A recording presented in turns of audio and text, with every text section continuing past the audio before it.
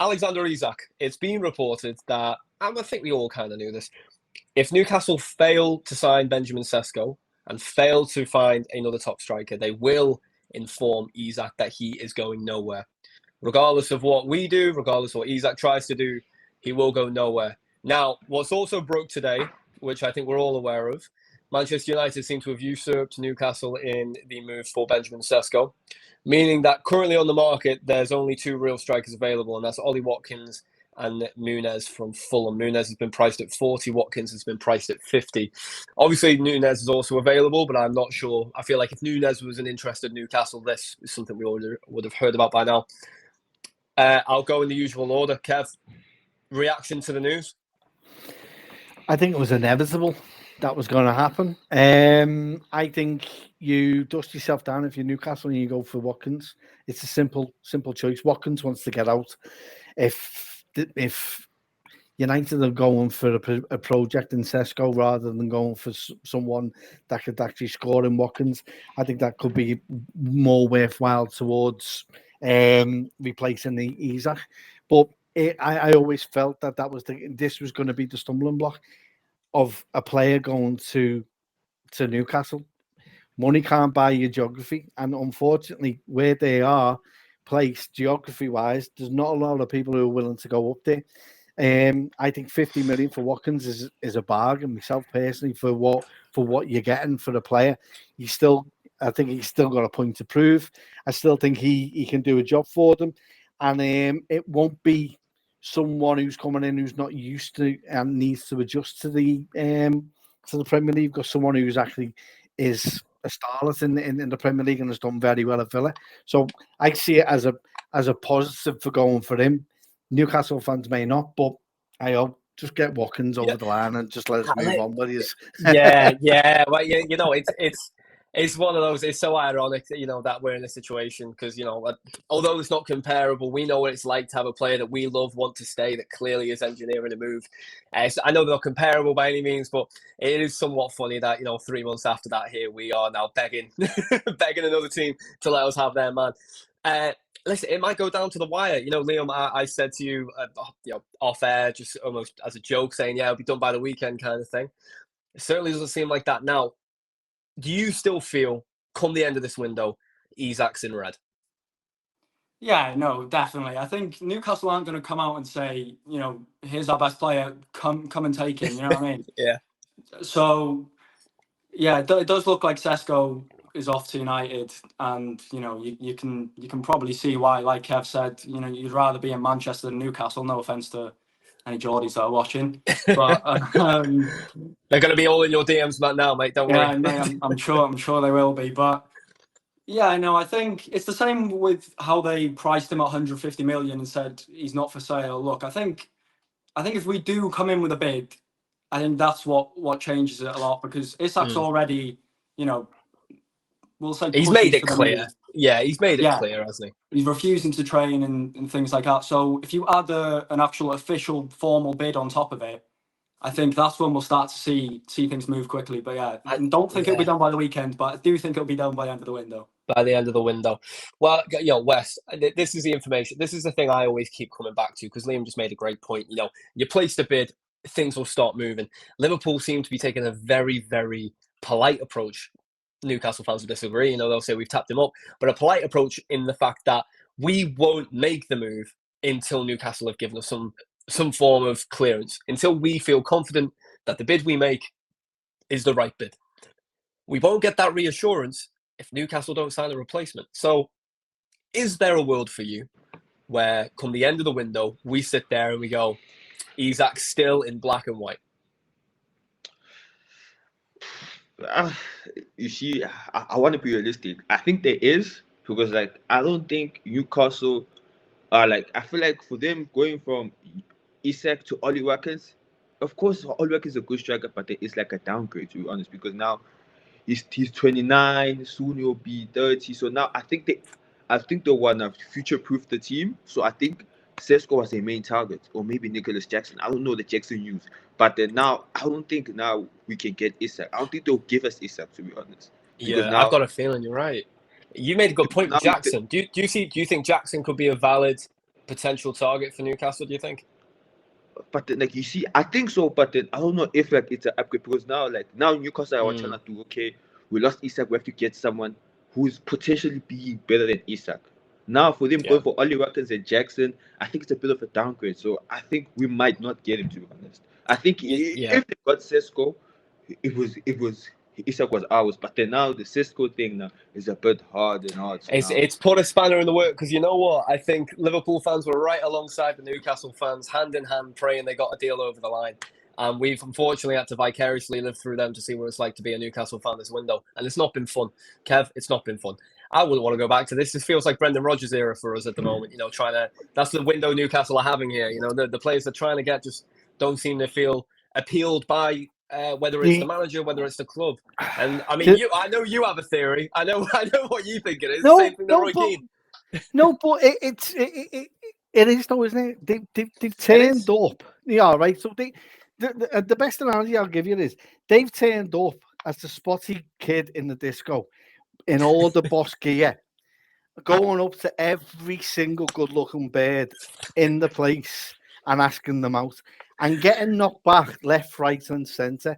So much so that it's now in the grand scheme of things that they're nearly at the half-full window in which anything will do, and that half-full window will be Calvert-Lewin on a free transfer, and that's the way this is going. Now the problem is that this happens when you don't have a director of football or anyone above Eddie Howe, and you've got a chairman dealing with football accountants and trying to structure deals in a way that he is not used to or an expert in. And you can see it looking on Eddie Howe's face. He hasn't slept over to Singapore or to Korea because he's having to deal with this. And the club has put them in this situation. The problem now is because there's no identity and no way forward, all the forwards that they do want to go for have gone. So the likes of Visa, if they would have gone for Visa at the start of the window, then the Mbuno deal to United would have gone up. So it's like a yin and yang with Brentford with that one. And rightly so. The hypocrisy of Newcastle fans you see with them with Brentford, because they're after Visa and Visa's doing exactly the same thing of what Isak's doing. Oh yeah, I'm about to say. I mean, Visa's doing worse in a sense because Visa's made a lot of things public. Exactly, and that's the issue you've got at the minute. And now they've gone to Cesco because Arsenal said that's too dear for us. For me, I think United are gambling on loans to get the Cesco deal over the line because I don't think they can actually afford them. So I think this is a gamble by themselves. Yeah, absolutely. And the lure of going to them, I think it comes down to wages. I just don't think Newcastle United want to pay the wages that Cesco wants, whereas I think Man United will and go out of the way. And that's Kev, on that, you know what, on that, because something I read recently about Isak with the whole contract thing. And guys, if you are watching, by the way, I've got to do this, otherwise the management of anything Liverpool will kick me out the group chat. So if you are watching, please make sure that you do follow anything Liverpool. We have fantastic content on the YouTube. We have an incredible podcast that I am a part of. So if you can tolerate me for longer than 5 minutes at a time, please go and check that podcast out. Please check out Liam West and Kev, whether it's on socials or just check them out on the screen right now. They're all good looking lads, right? Just do what you need to do. But going back to it, hey Kev, what a little confidence, it goes a long way. No, but I tell you this, I read something recently on the Isak news, right? And when he was negotiating for a new contract, they have not necessarily a wage cap, but he's the most paid player of the club, highest paid player, 150 grand. So that says to me, the negotiation for Cesco's, you got to remember, he was linked with Arsenal, he's linked with Liverpool, he's now linked with United, who very, very well known for just throwing money at the wall with players. I can imagine that he's probably looking for a 250 grand a week kind of salary.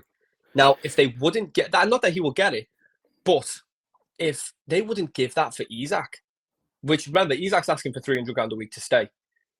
You're not willing to pay 300 grand a week for Isak. Are you going to pay 250 grand, 200 grand a week for Benjamin Cesco, an unproven 22-year-old German forward in the Prem? I don't think so. But Liam, I've got to come round. I've got to make sure we do hear everyone's voice. One more question each on Isak, and then we will move on, and then we'll talk a bit more about some more interesting things to do with the club that we actually support. From your experience with Windows, players in general, you're confident that this gets put through. Can you see a situation whereby they don't let him move this window, but he moves for cheaper in January, similar to a Virgil van Dijk. Do you think that's a more likely outcome? Maybe. I don't think it's more likely, because I don't know where the confidence is coming from within me, but I do really think we'll get him by the end of the window. Obviously, like you say, it's the Newcastle replacement issue that needs to be sorted out first. But yeah, no, it could happen. It could happen. I wouldn't say January. I'm not sure they'd sell him then, especially if they do get through the Champions League phase. If they're in the knockouts, I can't see them selling him then. But then it could be a situation where we just wait another year. He becomes even cheaper, because what's he got now? Three years left. He's got 3 years left on his deal. He'll be into the last two. I would put my money on Newcastle not having a very good season this year, given their transfer window. Yeah, and given their striker doesn't want to play for them. Yeah, so it's a bit of a situation. That's what I mean. But what they're asking for about 150 now. I think if we are to get it done this window, I think 135 million pound package would probably be the deal. But then, if we wait 12 months, what you're looking at then, is it 100 million? I think it depends on how much lower the fee will be in January or next summer. Yeah, I think, there's always a chance there. You never know, gentlemen's agreement. You never know what happens behind closed doors. As much as fans are fickle, as much as fans will argue with each other, both clubs will put out narratives, but behind closed doors, businessmen are businessmen at the end of the day. And I can imagine that the conversations that fans have are a lot more emotionally driven than the ones behind closed doors. Wes, I'm going to come on to you. Oh, Wes, are you free? He was just there talking. He was talking in depth tactically behind the scenes. It's all good. Wes, I'll ask you this. So, last question on Isak for you. If Liverpool don't get Alexander Isak, do Liverpool need to go out and sign a winger or forward in August, or would you prefer to wait for Isak and make do with what we currently have? I think Liverpool must go sign a winger and also a centre back. That's what they can do for now. Because now I heard the rumor saying that we still have like 400 million to spend, $1 million not sure. So now I think the money is there. Because like we haven't spent in a long time. So now we do have the money. So I think Liverpool are still a comfortable place to be spending. So I think for now, I think we'll stick with Ekitike and Nunes, which I'm not a fan of, but then it's tough. We'll stick with Ekitike, we get a Rodrigo, and we get a centre back. So I'll be okay with that for now. But then if we get Isak in January, that's a bonus. I could see that too, Wes. So, Wes, you're saying there's a situation where maybe we keep Nunes till January. Yeah. Isak stays at Newcastle till January, and then in January, Nunes off to Saudi, Isak to Liverpool. Is that what you're kind of thinking? I'm kind of thinking that, but then I remember also last year, like Saudi wanted Nunes, and Slot wasn't comfortable of selling Nunes in January. So I think Nunes I think we might have 3 strikers. Not now, but then maybe in January with the Isak, because now I don't think Slot is comfortable of selling the attackers just in case. Yeah, absolutely. Yeah. So now, like, I think maybe for now, no Isak, I'm okay with that. Just get a centre back and a left wing, and that's when for me, I still call a window a 9 out of 10. Yeah, well, this is the thing, isn't it? Like, but if let's say Isak didn't exist, you still look at this window and you're still kind of in awe at the window. We all know what football's like. If we don't get Isak, there's going to be almost like a disappointment in the fan base, which is baffling, isn't it? When you really think about what we've done, like, how can I be disappointed with all these presents? You know what I mean? I feel spoiled at this point.